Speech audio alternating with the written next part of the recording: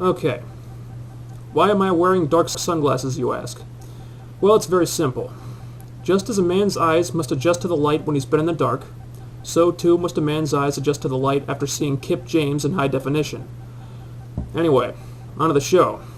There were a lot of big events that happened this week, so I'm just going to go through these one by one. First, the move to high definition.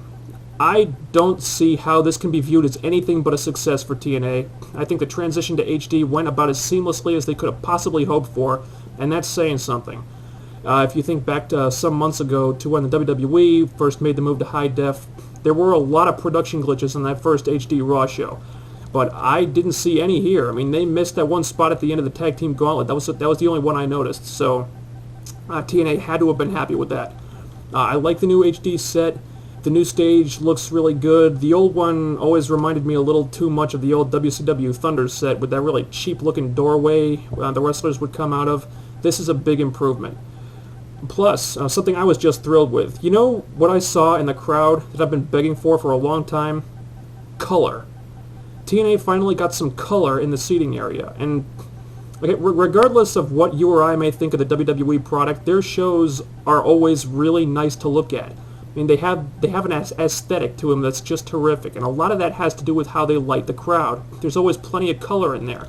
And for the longest time, TNA, and this is a problem I had with WCW too, TNA has just lit the impact zone with these generic white lights, and that never looks good. I mean, it just looks really gray and plain, like the show was filmed in somebody's basement or something. But get a little color in the audience, shine some different lights on the crowd, and the whole show looks better. I mean, if TNA can keep that up, it'll take the aesthetic of the Impact show a huge step forward.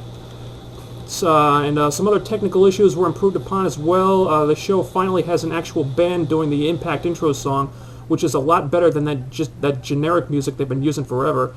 Now, I noticed new and better entrance videos for Sting and Taylor Wilde. There might have been others too, but those were the ones I noticed. And also, Mick Foley now has an improved, remixed version of his entrance music.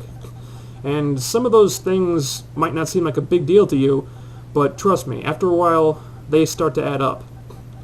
So if you put all those things together, then from a purely technical perspective, this show was a big success.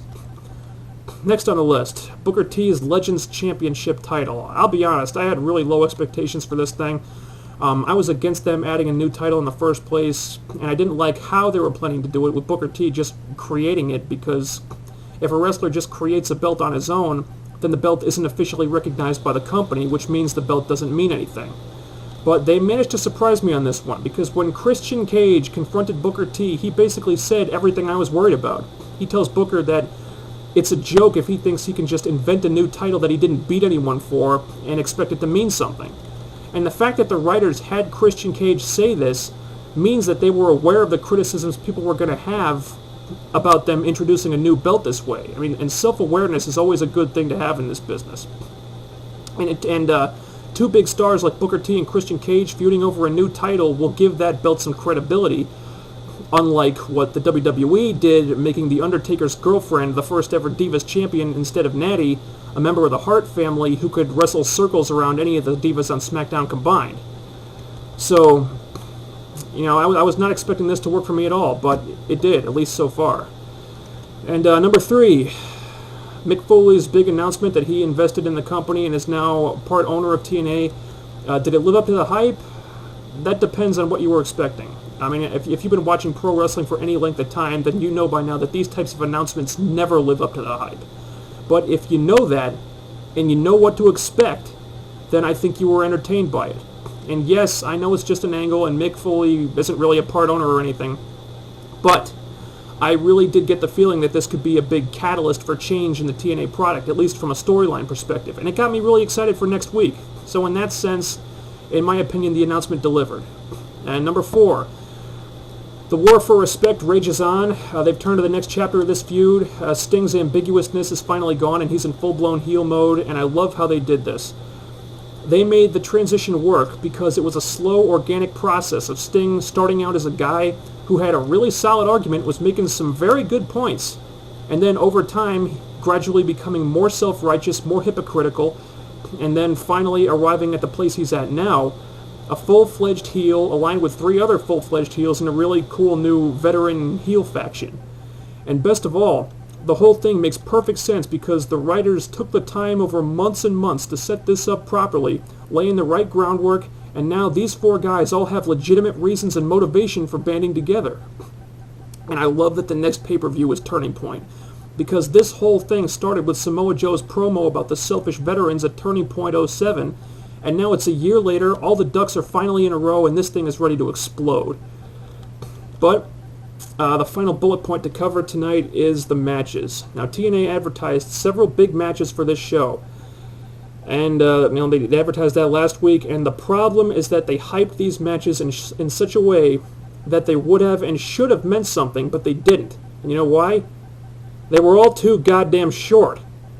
The first one was Christy Hemme versus Velvet Sky. Now, this was the only match that got the right amount of time. It was short and relatively painless, just as it should have been. I mean, as beautiful as those 2 women are, I don't think any of us really wanted this match to go too long. It was actually better than I thought it would be, and Christy gets big points for bitch-slapping the hell out of Kip James. But it was over and done with quickly, and that was the right thing to do. After that was when the whole thing fell apart. After they put Jay Lethal over huge at Bound for Glory, after he goes through hell in the Steel Asylum match, beating 9 other guys to earn that X Division title shot, they throw that title shot away in a 2-minute match that completely invalidates the whole thing.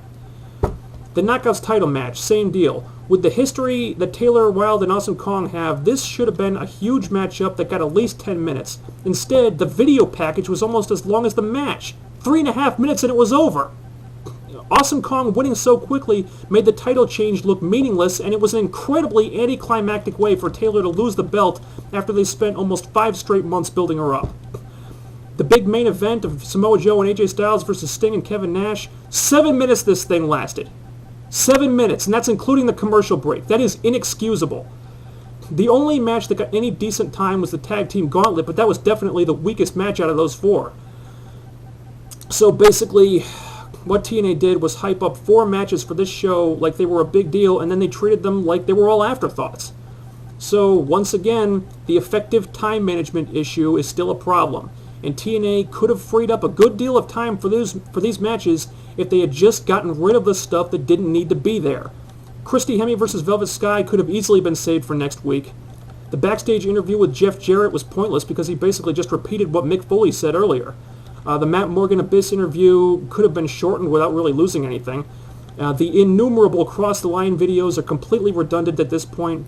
Okay, alright, we get it, TNA. There's a line and you're crossing it. You don't have to mention it every 5 seconds. So, you take all that stuff out, and that's got to free up at least 10 minutes for more wrestling. And that was just off the top of my head. So, in the big picture, the first ever live HD Impact outside the Impact Zone was a tale of 2 shows. It did not deliver in the wrestling. The matches were good while they lasted, but they didn't last nearly as long as they should have. However, the show did deliver in a big way on the technical and creative side of the spectrum, and I would have completely buried this show if that stuff hadn't been as good as it was. So, we're talking about 3 different factors here. They got 2 out of 3, and that's not what they need to be getting, but it is a step in the right direction, and eventually they'll get there.